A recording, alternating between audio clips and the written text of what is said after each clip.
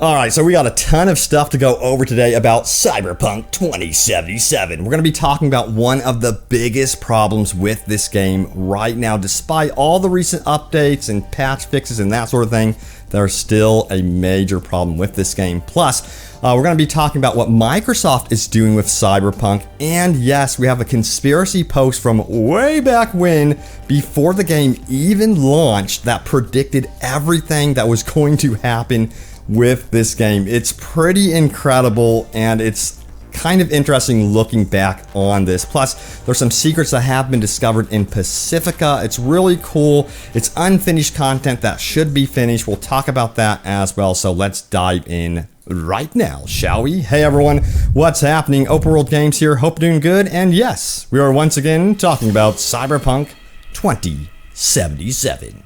So yeah, there is a glaring issue with this game, and we have got to talk about it. It was highlighted in Forbes' recent article right here. It says 6 months later, Cyberpunk 2077's most glaring problem remains. And I agree with this one for sure. We are going to be talking about the difficulty of the game. Even at the highest level of difficulties, this game is way too easy for some. There's no real New Game Plus at all in this game, and the difficulty has not been adjusted whatsoever. Yes, they've gone in, they've fixed specific issues with quest patches, quest not working, tons of patches for glitches and all sorts of stuff, but they have not addressed the core issues facing this game: the balance, the RPG mechanics, which a lot of you guys feel a bit underwhelming. So we'll see what happens with that. But the recent update was, of course, very underwhelming, at least in my opinion. So hopefully they get into more serious things here as we get past summer and into fall, and hopefully closer to this new gen version of Cyberpunk 2077. Now, this is really interesting right here. And by the way, let me know if you agree about the difficulty thing or not. Sound off. Now, let's talk about this post. This right here is something else. This was posted here by I Farted in Elevators. Noise. It says this guy called it before release and everyone hated him for it. The original post was from Ascended China, and it says Cyberpunk 2077 is a scam. Complete vaporware will never get released. Yikes. So let's dive into this. I remember stumbling upon this post when it was originally posted on Reddit. And honestly, I thought it was BS, because we're talking about CD Projekt Red here. They're the guys that made the Witcher franchise. There's no way they can let us down with Cyberpunk, but we all know how it turned out. Now, it says here, the trailers in 4K were rendered using 8x V100 GPU costing millions. It was not pragmatic hardware. The game is buggy as hell, and they are having problems integrating everything, much less bug fixing the mess it's become. It has not gone gold and nowhere near a ready to ship state, despite them stating it went gold months back. There is zero chance it's releasing in 2020. This is interesting stuff. This indicates how much of a struggle they were having internally, perhaps, discussing a 2020 release date. I'm sure many people at CD Projekt Red were like, this is madness that we would even consider releasing this game in 2020. Now it says, there is massive turnover inside CD Projekt Red, and higher-ups are infighting, fractured over the troubled future of this project. They already took Microsoft and Google money, so of course also beholden to at least common denominator to make it dumbed down for base current-gen Xbox and Stadia cloud gaming in 720p. A lot of this stuff came to be true. We know the base versions of Xbox and PS4 were horrible and still are pretty bad. In fact, PlayStation, they have relisted the game, of course, but they have like a warning message here saying, hey, don't play on PlayStation 4 base. Go after PS4 Pro or PlayStation 5 if you really want to play the game. And, despite them relisting the game on PlayStation, you haven't seen an overwhelming increase of people coming back to Cyberpunk. So the core audience is still pretty much on PC. Now let's talk about ray tracing. They go on to say this right here: ray tracing is massive headache. In essence, they can't make it work, not at the scale and scenes given current hardware capabilities, and still play acceptable frames. It's a gimmick. I've had to shut off ray tracing myself several times. However, it has improved in this area. Now it says the delay to December 10th is just a temp placeholder until they figure out an out plan. It will get delayed again, of course. Internally, that they have discussed it is going to be released, I think, on Q3 2021, but even that is optimistic. So a lot of people apparently internally were saying, hey, 2021 won't even work. You know, it sounds like someone there was saying, hey, 2022 is more realistic, which I think would have infuriated fans big time, and I think patience would have worn out. And it's going to be interesting to see what releases in 2022, 2021 anyway for big open world games, because there's a lot of stuff that's coming up here that's going to impress. Now it says CD Projekt Red has burned through the cash. The company is on the ropes, and they got in over their heads, and Cyberpunk 2077 is going to be a massive dud. They are caught in between rock and a hard place and don't know what to do.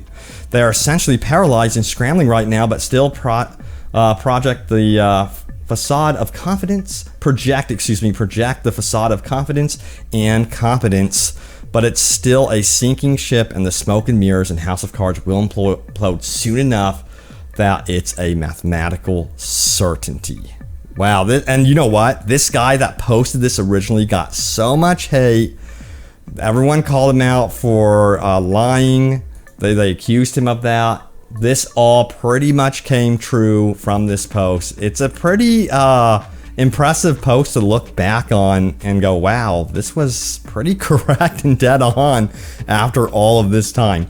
Now, you know, we spoke about PlayStation briefly, about how, yes, it is relisted on the PlayStation Store, but what is Microsoft doing with Cyberpunk 2077? So they have posted this. Microsoft's expanded refund policy for Cyberpunk 2077 on Xbox ends in July. So the same thing is true about PlayStation. They've pretty much ended any refunds for PlayStation, and now Xbox is following suit. And, you know, hopefully this means that Cyberpunk can finally get back on track. They have to get to the core issues of the game as well, but here's my opinion. Here's my assessment of what's going to happen next. I think CD Projekt Red, they're going to be working on whatever next game franchise they want to get to. So they have a team working on that, and they have a skeleton crew working on Cyberpunk in some ways, working specifically on the next big expansions and free DLC. So I think that's what they're currently doing right now, and they're not too worried about difficulties, core gameplay mechanics with this game. They're just going to move on and create new content, try to get new content out, and then advertise that in a big way. And of course, they're going to release that new gen version. But mentioning, you know, unfinished missions and things like that, this is really interesting. This was discovered by Pappy1368. Check it out right here. It says unfinished mission inside inaccessible Pacifica region.